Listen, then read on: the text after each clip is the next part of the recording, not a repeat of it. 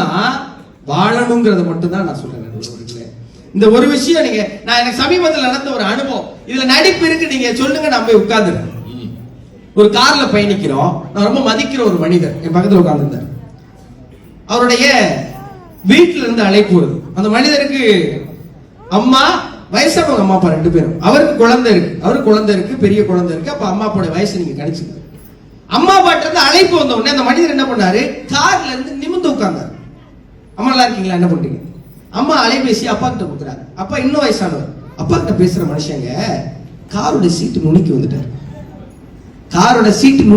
அப்பா எப்படி இருக்கீங்க, நல்லா இருக்கீங்களாப்பா? பேசி முடிச்சுட்டு நிதானமாகிறார். நான் சொல்றேன், அண்ணே என்ன காருக்குள்ள உட்கார்ந்துட்டு இவ்வளவு மதிக்கிறீங்க அப்படின்னு கேட்டேன். அதுக்கு அந்த மனுஷன் சொன்னாரு, தம்பி அவங்க அப்பா அம்மா இல்லையான்னு கேட்டார். அந்த மனுஷன் இந்த நிகழ்ச்சி நடுவரா இருக்கிற ஈரோடு மனுஷன். இந்த உணர்வுகள்ல எந்த நடிப்பை நீங்க கண்டுபிடிச்சீங்க? வாஞ்சையோடு பிள்ளைகளுக்காக பெற்றோர்கள் செய்வது. நடுவுல கபிலா விசாலாட்சி எங்களோட தமிழ் பேச்சு எங்கள் மூச்சுல பேசின பேச்சாளர். 2வது குழந்தை பிறக்க போது வீட்டுல வளகாப்பு நடத்துறாங்க. பொதுவா 2வது குழந்தைக்கு வளகாப்பு நடத்த மாட்டாங்க. பிள்ளைக்கு பிடிக்குங்கிறதுக்காக அந்த அப்பா அம்மா அந்த நிகழ்ச்சி நடத்துறாங்க. அதுல அவங்க அப்பா வந்து கவிதாஜி அவர் அக்கா பேச்சாளர்கள் எல்லாம் தெரியும். நான் அக்கா உட்கார்ந்து இருக்கோம். ஒரு தங்க வளையல எடுத்துட்டு வந்து அந்த அப்பா நீட்டிட்டு இங்க பாருங்களேன் கபிலாக்கு வாங்கலாம் எப்படி இருக்கு அப்படின்னு கேட்டார். நான் டக்குன்னு ஒரு போன உடனே அக்கா காதுல இப்படி சொன்னேன், மகளுக்காக வாங்கிய தங்க வளையலை நீட்டுகிறார் அப்பா, மினுமினுன்னு மின்னுகிறது அப்பாவின் முகம் அப்படின்னு சொன்னேன்.